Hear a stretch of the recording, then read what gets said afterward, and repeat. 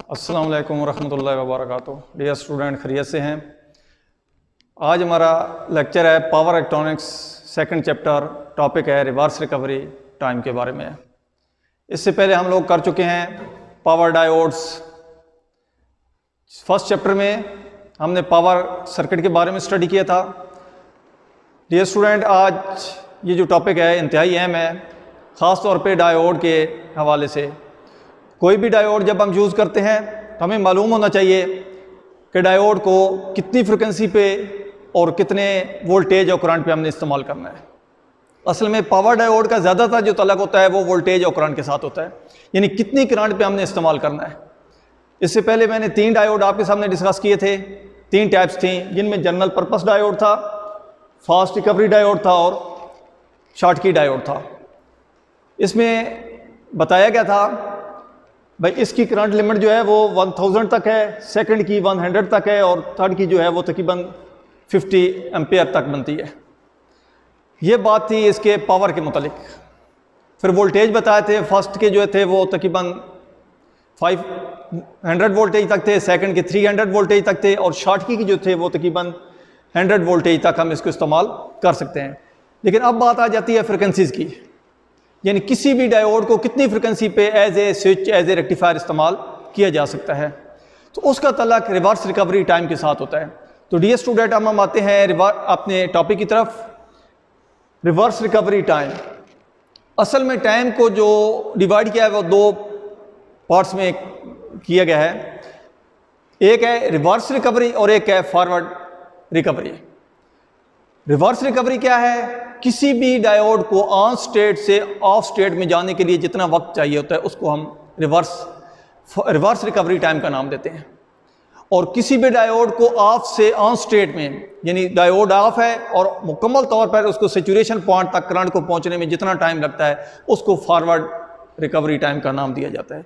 तो dear student, time 2 किस्म के हम यहाँ पे डिस्कस करेंगे, फॉरवर्ड एंड रिवर्स। लेकिन मेन जो टॉपिक है वो है रिवर्स रिकवरी टाइम। इसका तल्लुक़ देखें, थोड़ा सा कर्व ग्राफ की तरफ जाने से पहले मैं आपको बता देता हूँ। अब पॉजिटिव हाफ साइकिल आया तो डायोड ऑन है, नेगेटिव आया तो ऑफ है। अब इसकी फ्रीक्वेंसी 50 है, हर्ट्ज़ है। अब ये डायोड 50 हर्ट्ज़ में यानी 50 दफ़ा ऑन और ऑफ होता है। लेकिन अगर यही 100 हो जाए, 1000 में चली जाए, मेगा में चली जाए, यानी किलो और मेगा की तरफ चली जाए, तो आप देखेंगे ये 1 सेकंड के अंदर, ये स्टूडेंट 1 सेकंड में ये 1000 दफ़ा ऑन और ऑफ होगा।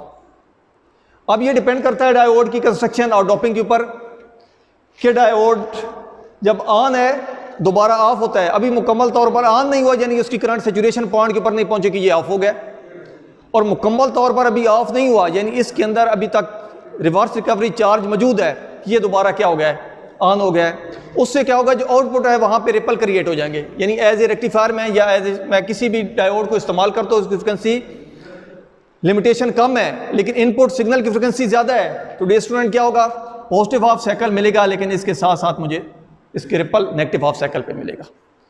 और ये हम किसी भी सर्किट में जो डीसी पे ऑपरेट होता है वहाँ पे इसका इस्तेमाल नहीं कर सकते। तो इसलिए ज़रूरी है कोई भी डायोड इस्तेमाल करने से पहले उसका रिवर्स रिकवरी टाइम के बारे में जानना ज़रूरी है। तो यहाँ पे मैंने लिख भी दिया है, जनरल पर्पस डायोड है तो उसका रिवर्स रिकवरी जो टाइम है वो 25 माइक्रोसेकंड है।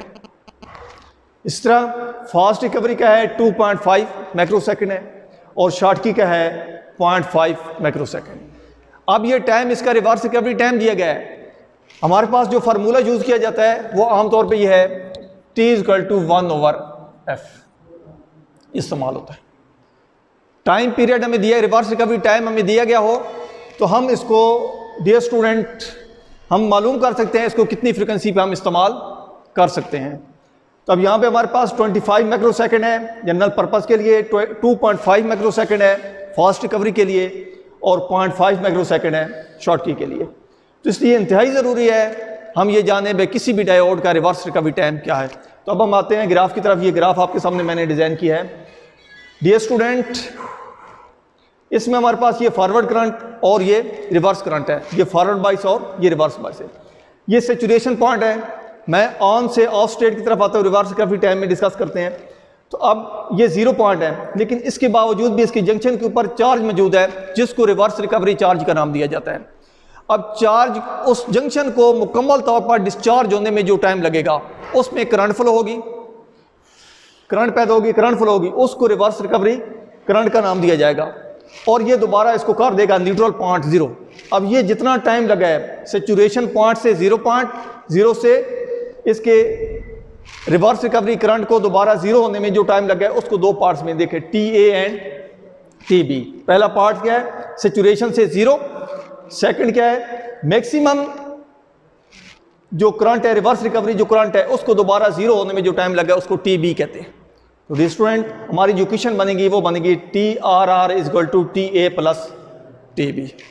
तो इस तरह ये हमारे पास जो आमतौर पे इक्वेशन लिखी जाती है, यानी जो आमतौर पे चार्ज की लिखी जाती है वो लिखी जाती है Q is equal to IT, यानी आम चार्ज की जो इक्वेशन है Q is equal to IT, I current और T टाइम है। तो यहाँ पर इसी के साथ हम ऐड करते हैं। आप देखिए Q के बजाय QRR reverse recovery charge, IRR reverse recovery current और TRR रिवर्स रिकवरी टाइम है। तो dear student reverse recovery current वो करंट होती है जो मुकम्मल तौर पे सेचुरेशन से कट ऑफ और कट ऑफ से हमारा न्यूट्रल पॉइंट में पहुंचने में जितना टाइम लगता है और उसके दरमियान जितनी करंट फ्लो होती है उसको हम रिवर्स रिकवरी करंट का नाम दिया जाता है। तो डियर स्टूडेंट ये हमारा आज का टॉपिक था। इंशाल्लाह नेक्स्ट टॉपिक जो होगा वो एप्लीकेशन ऑफ डायोड है, यानी डायोड को हम कहाँ पे कैसे इस्तेमाल करते हैं। तो डायोड को यहाँ पे हम सीरीज और पैरेलल सर्किट के अंदर हम इस्तेमाल करके चेक करेंगे आया दोनों के रिवर्स रिकवरी टाइम और करंट आपस में इक्वल है या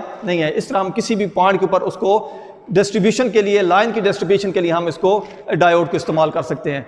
इंशाल्लाह नेक्स्ट टॉपिक हमारा सीरीज और पैरेलल डायोड होगा। वालेकुम अस्सलाम व रहमतुल्लाहि व बरकातुहू।